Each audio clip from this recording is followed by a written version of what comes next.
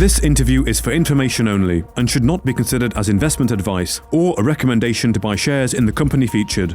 Welcome to this Stockbox interview.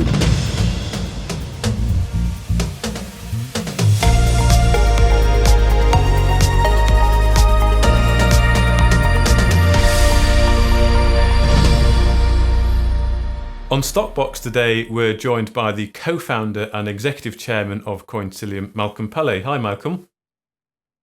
Hi, Mark. How are you doing? Very good, thank you, Malcolm. And it's great to have you on Stockbox and be talking to you face to face rather than on a podcast as we usually do in the past. But you're very welcome here. And of course, we are going to talk today about the RNS that Coinsilium put out earlier on today. So let's start with the order of the RNS, the crypto Treasury status. What can you tell us about that? Yeah, we put out a Treasury update today. We've got a sort of a rack of tokens and cryptocurrencies which we've had for some time. We've earned a lot of them from our advisory work we've done in the past, and we've also been in a position where in 2018 when we did a lot of our advisory work. When the market, the ICO market was booming, we got paid a lot of tokens and cryptos or whatever, but over the last 2 years that's kind of deteriorated with the market conditions. So this summer, when the market started performing again, we had the opportunity to recycle a lot of the less liquid and less valuable tokens into more better performing tokens. And in August, we announced an update showing that we had about 500,000 in Treasury, which we'd sort of rejuvenated and resuscitated a lot of that value. By December, when we put out our last announcement, we'd managed to, through active management of the crypto, increase that to just over $1 million. We sort of planned to put these updates out regularly, but we imagined it was going to be every 3 months. But with the performance of crypto, particularly in December, particularly Bitcoin, which we were quite heavily geared to, and Ethereum as well, we realized that the performance over the last month has been quite significant and mirroring the overall cryptocurrency markets anyway. But we thought, well, it'd be good to sort of put out that announcement today. So from a start of I think it was about 575,000 value in August. December was just over $1 million, and today we announced that the value of our crypto holdings at the moment is just over $1.5 million in fully vested tokens and crypto, and we also have a vesting interest in our RIF tokens, which is over the next 22 months at current value will be 163,000. So best part of 1.7 million in crypto at the moment, and okay. we don't just leave it in crypto if we think we need to cash some of it out, and we cash it out, we put it back into crypto as well. So we're running this it's not our main business activity, as you would imagine, but it is a very good war chest to actually have, and I think we've done quite well to actually get that into gear and mobilize it over the last 6 to 7 months, just a little bit longer, whilst the markets are performing, which puts us in a great position. So we're really delighted with that, and it obviously gives us a lot of confidence, and I think I don't think a lot of the market has realized the significance of it yet, which is great because, we're not going to stop at 1.5 million. You don't know where the volatility is, but we're not going to just sit there and passively ride it. We're going to make sure that we leverage it and maximize it in this particularly active cycle. So, and we're also conscious that we want to keep it as minimize the risk on the performance of it as well. Okay, so let's talk about the crypto market then. How's it been performing then recently? Well, you saw what happened in no doubt in the last month or so, where it hit 42,000 for Bitcoin, which is the bellwether.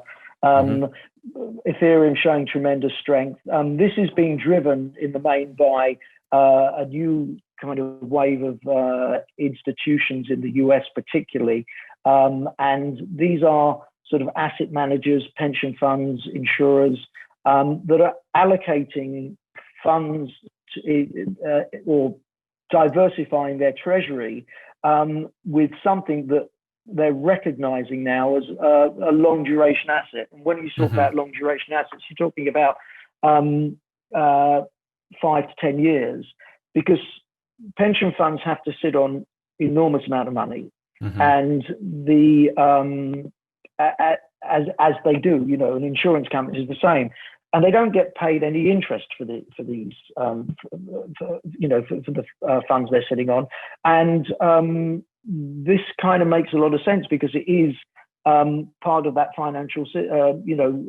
new financial system. So this is kind of driving the market, and it's also fueling a particularly strong growth cycle in the general blockchain and cryptocurrency sector. So companies like ours are really feeling the benefit now.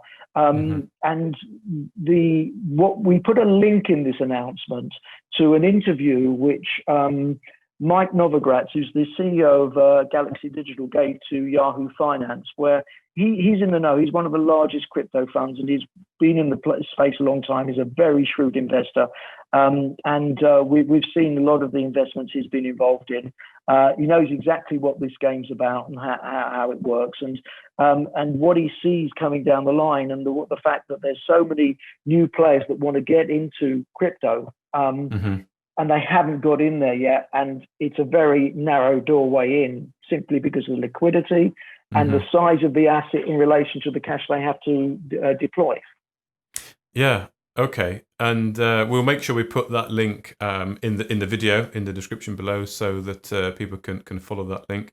But let's move on to the other big thing, the announcement from Coinsilium, which is of course NFTs, or non-fungible tokens. And it's right that you want to Coinsilium want to start bringing in generating a revenue from crypto. Yes, that's right. This is something that is sort of, I don't think is approaching people, or they're not particularly getting the purpose of it. It's all right getting involved in the NFT space because it's a fantastic opportunity for growth. The byproduct, and I use that word sort of carefully because it's quite significant, of actually being involved in NFTs, is that you're plugged into the crypto world. You're plugged into a kind of an ecosystem that uses cryptocurrencies for transactions. So when we set up our first project is going in the NFT non-fungible token space, is going to be to create a marketplace for the trading and sale of a crypto stamp, which has been issued by Gibraltar, with a digital counterpart. So we're setting up the marketplace with Red Fox Labs, who we're partnering with on this, for the trading and sale of non-fungible tokens, as in digital counterparts for the physical stamp. It's just the entry level. It's just the first project, and it's something that we have managed to do, and we believe is going to be, it's going to be a meaningful pilot. It's not, it's not by any means going to be the largest project we'll explore, but it will generate revenues, we expect, and it will not be just nickels and dimes, because if we get it right, this whole collectible market is really, it's much bigger than a lot of people think. It involves far more than just stamps, which are significant. There's collectibles in sport, and there's collectibles in music, there's collectibles in art, and we kind of have got all the pieces of the jigsaw puzzle together. But the best thing about this is that it gives us the opportunity to generate revenues denominated in cryptocurrency. Yeah. So, a lot of the NFT platforms are using Ethereum or tokens that will sort of work on the Ethereum standard, the ERC20. Well, they're actually not ERC20 because that's the fungible token, but the ERC standard for non-fungible tokens. But when they pay for their tokens, they pay in a cryptocurrency. So as the the people who are running the platform, we will sell the NFTs and we will get revenues from selling the NFTs. We will also be running the platform, so we get a cut of all the trades that go on that platform, and it's all denominated in cryptocurrency. So we plug that into our treasury because the revenue stream comes in an asset an asset class, i.e., generally cryptocurrencies that is appreciating, and we also have the ability to switch that crypto that we receive as revenue into maybe cryptocurrencies that we feel are more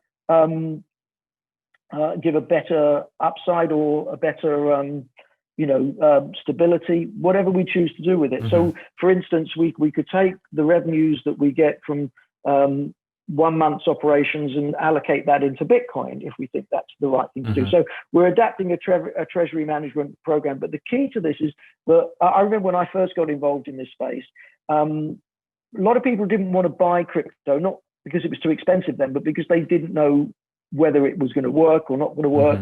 So the idea was people were saying, well, why don't you, and a lot of developers were working and be asking to be paid some of their salaries or fees in crypto. And a lot of people earned their first crypto rather than actually bought it. We kind of have always earned crypto for our advisory work. So we're used to sort of how that works. But the beautiful thing about that is that there aren't many opportunities to earn crypto, certainly not for in the broader, wider world. The one kind of entity that, well, if you're running an exchange, you will earn crypto. So because when you're running the exchange, the buys and the sells, you get a margin. Yeah. If you're running a mining operation, you're being paid in crypto. The mining operations have obviously got those overheads that they've got to cover. So in the past, there was always the worry that the miners were going to sell crypto and that will suppress the price. Now it's gone the other way because the price is going up and they are back in control a little bit more. But that said, it's still, mining is much more capital intensive than what we do, and it's also highly competitive. So our competitive edge is not going to be in terms of pricing and efficiency on the as it is with miners. Our competitive edge is going to be limited by our creativity in coming up with non-fungible token propositions that people want to buy or trade. So it's plugging into those markets which are already exciting, and that's where we're doing a lot of the groundwork now. We actually are sort of very, very involved in a lot of the activity that's going on, and just making sure that when we do deliver the end product, it is something that the market's going to want. And that is something that I have to say our partners Red Fox are extremely good at because of their own token COGS, which is doing very, very well in the gaming space.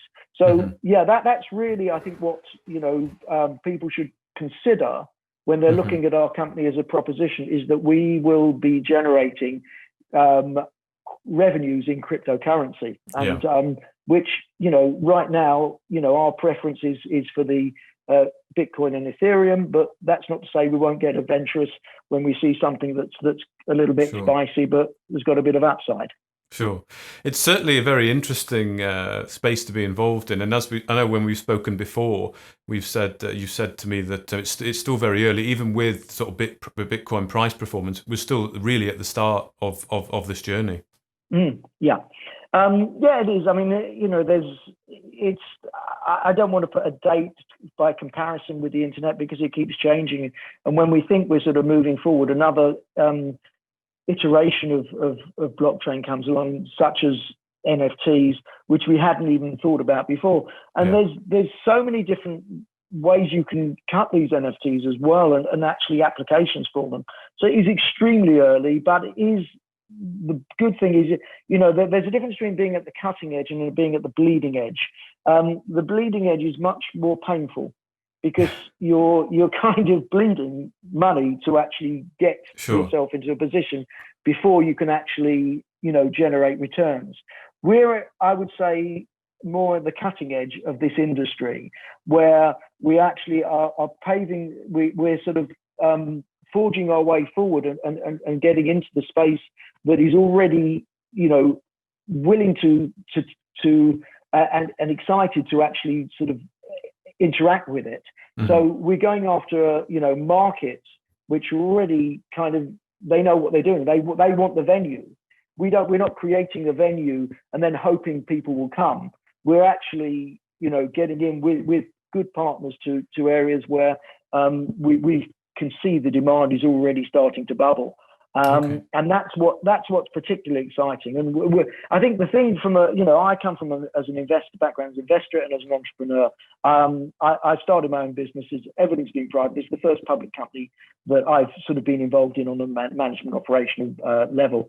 So it's a very different experience dealing with investors to running your own money. But it is what it is, and we I'm looking forward to surprising shareholders to the upside, because that's the best kind of revenge you can do, is doing well, particularly after we spent 3 years in this down cycle where, quite understandably, a lot of shareholders have sort of really are despondent, have been despondent. But yes. I can't. I don't want to talk more about it than I need to. I want to get on with doing it and demonstrate where the upside is, and that's I think what the whole team, myself and Eddie, are all about. Great. Okay. Well, talking about the team and Eddie, you've got a webinar coming up. Everyone, is it StartupGrind?